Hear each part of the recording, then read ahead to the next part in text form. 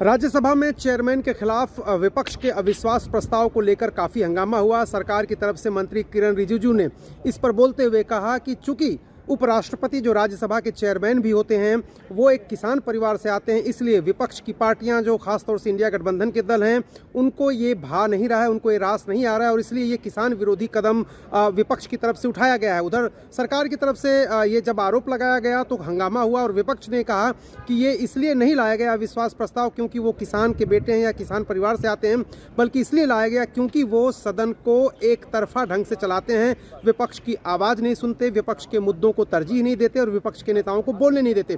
इसके अलावा George Soros और सोनिया गांधी के रिश्तों को लेकर के भी किरण रिजिजू ने सदन में सवाल उठाए, जवाब मांगा। उसके बाद कांग्रेस के जो सांसद थे उन्होंने ज़बरदस्त हंगामा किया और उन्होंने ये कहा कि सरकार मुद्दों से ध्यान भटकाने के लिए गरीबों की, मजलूमों की, बेरोजगारों की, महंगाई की और जो भारत के चारों तरफ जो देश हैं पड़ोसी उनके साथ खराब संबंधों का जिक्र नहीं करना चाहते, इस पर बहस नहीं करना चाहते, इसलिए सदन नहीं चला रहे हैं। और ख़ास तौर से एक बिजनेसमैन का भी हवाला दिया कांग्रेस के नेताओं ने कि उन पर ध्यान न जाए, उन पर बहस न हो, सदन चलेगी, चर्चा होगी, उनका नाम आएगा, इसलिए सरकार ही नहीं चाहती कि ये सदन चले। और प्रियंका गांधी ने जब लोकसभा की कार्यवाही 2 बजे तक स्थगित हुई उसके बाद निकल कर कहा कि पहली बार ऐसा देखा जा रहा है लोकतंत्र में जब सरकार ही सदन नहीं चलाना चाहती। और राहुल गांधी ने भी कहा कि जॉर्ज सोरोस को लेकर जब उनसे सवाल पूछा गया तो उन्होंने कहा कि जो भी आरोप लगाने हैं उनके ऊपर वो लगाए सरकार, लेकिन सदन को चलने दे।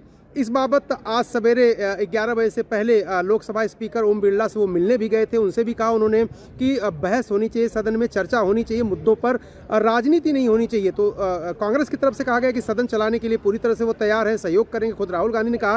लेकिन सरकार ये कह रही है कि इस तरह के मुद्दे वो उठाते हैं सदन के अंदर जिसका कोई ताल्लुक आम जनता से नहीं होता और वो सिर्फ राजनीति कर रही है कांग्रेस, इसलिए इस तरह के मुद्दे उठाते हैं कि वो सदन चलने नहीं दे रहे हैं।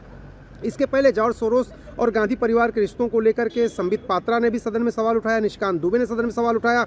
उस मुद्दे पर कांग्रेस की तरफ से उनके खिलाफ प्रिविलेज नोटिस दिया गया था। आज स्पीकर से मिलने गए थे गौरव गोगोई और राहुल गांधी।